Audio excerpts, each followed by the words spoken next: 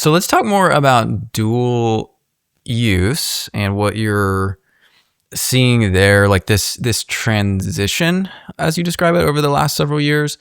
Um, First off, define dual use for us. And this is obviously deeply ingrained in the DNA of your community, given the massive presence of naval technology and logistics and all the things happening there in Virginia.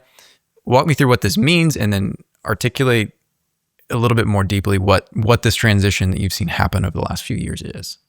Yeah, so for us, dual use is at its kind of simplest, a company that's been operating in the private sector, the commercial sector, and is not stopping that, but their technology is now coming to play in the government sector. And for us, we see a lot of defense applications. So the dual use takes on that defense aspect. Think about this.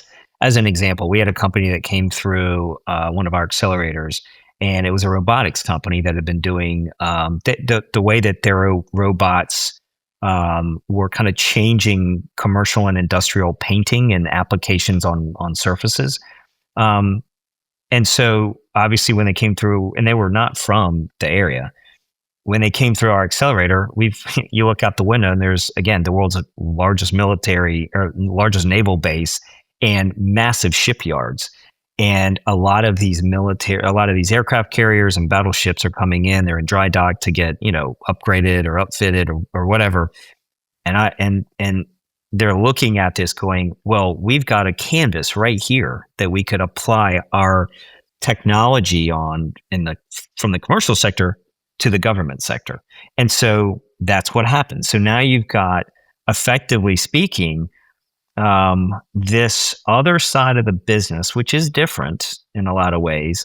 But if you can lock in a government contract that has predictable cash flow and a predictable model for the next X years, that somewhat allows you to keep the lights on over here and really expand the innovation and the R&D over on the commercial side.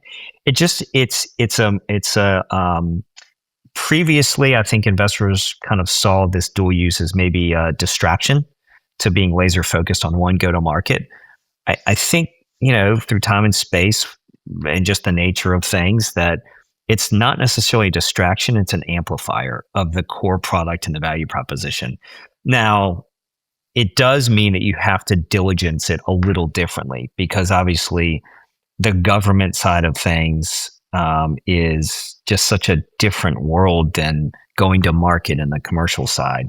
And there's some subject matter experts that you need on the government side, especially in the military side.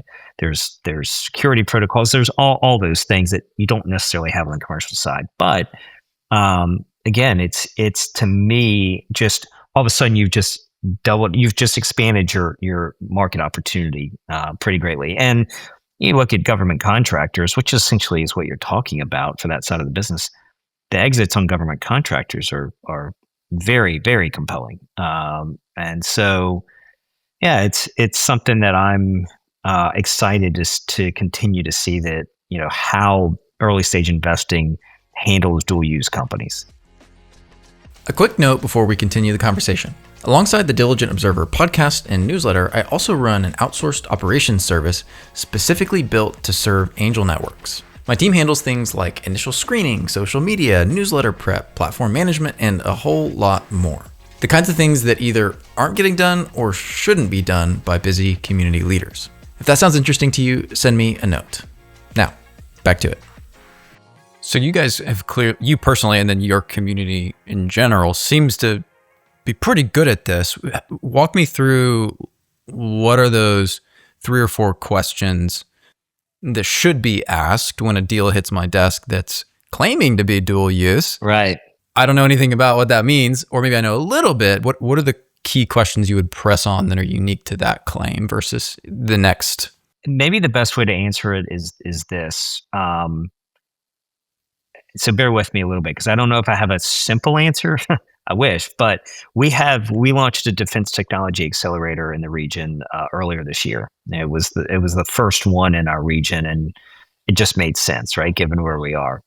And so these are companies that are coming, the companies that ultimately were selected, there were 12 of them from around the country that were selected to meet 5 critical needs of the military. So that's number one. What critical need or needs are you fitting or are you addressing that is coming down from whatever government entity there that is? Because that plays into the contracting and all that. You can diligence and validate the efficacy and the worth of the product or service on the commercial side, just like you would any other deal. But on the government side, you also have to get subject matter expert buy-in. So it's not just meeting a critical need. It's okay, because there are so many layers of protocols that go into getting a government contract. And again, I'm talking more about defense than anything else because that's what our region is.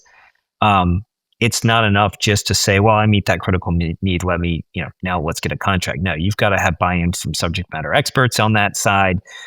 So this Defense Technology Accelerator really took these dual-use companies or burgeoning dual-use companies through the contracting world to get them their first or sometimes second government contract.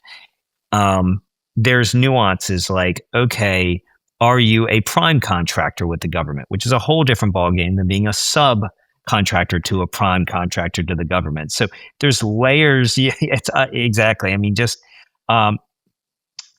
so there's from a question standpoint, you just have a few more what I would say hard gating questions that can't be ignored that you have to do to even get to that ultimate contract, that government contract. Whereas on the commercial side, you can kind of live in the gray a little bit. And you can, as I'm sure you've heard many times, fake it till you make it. Not so much on the government side. It's really tough to fake it till you make it there because they, especially on the military side, I mean, they really want to make sure that, what you are claiming to be able to do, you can do. And so there's just, that comes with it a little bit more subject matter expert diligence versus just general market diligence, if that makes sense. Thanks for listening to this episode of The Diligent Observer. I'm your host, Andrew, and if you're an angel investor looking for essential angel intel in 5 minutes every week, I think you'd enjoy my newsletter. I send my best stuff, interesting deals, and more straight to your inbox so you never miss a thing. Subscribe today at thediligentobserver.com.